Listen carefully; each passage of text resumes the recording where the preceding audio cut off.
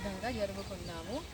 So అందరూ request చేస్తున్నారు అందరికీ, ప్లీజ్ మీరు కూడా yoga daily at least half an hour ఇంట్లో ప్రాక్టీస్ చేయండి. దాంట్లో हेल्थ मंची उंटदी. ओके, लोग अपने अपने घर में सुबह के टाइम पे या इवनिंग के टाइम पे कभी भी थोड़ा सा आधा घंटा निकाल कर डेली योगा प्रैक्टिस करिए. डेली आप लोग योगा करने से सेहतमंद रहेंगे, बीमारियों से दूर रहेंगे.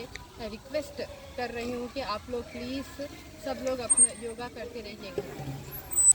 నేను doctor Sayyada Shahzad Fatima, Unani medical officer, Pachchalanadukoda. నమస్కారం. ముందుగా 11వ అంతర్జాతీయ యోగా దినోత్సవ శుభాకాంక్షలు. నా పేరు రాకేష్. నేను పచ్చాలనడుకుల యునాని డిస్పెన్సరీలో యోగా ట్రైనర్గా వర్క్ చేస్తున్నాను.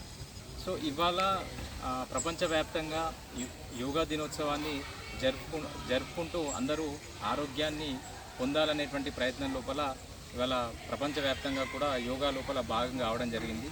అదే విషయం లోపల పచ్చాలనడుకుల గ్రామం లోపల మేము కూడా ఇక్కడ ఉన్నటువంటి ఆఫీసర్స్ కావచ్చు, ఫార్మసిస్ట్ కావచ్చు, గ్రామ ప్రజలతో చాలా అద్భుతంగా యోగా కార్యక్రమాన్ని నిర్వహించుకోవడం జరిగింది.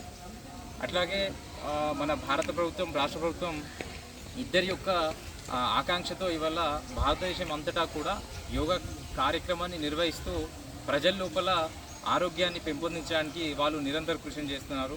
అటువంటి భారత ప్రభుత్వానికి కూడా మేము ధన్యవాదాలు తెలుపుకుంటున్నాం.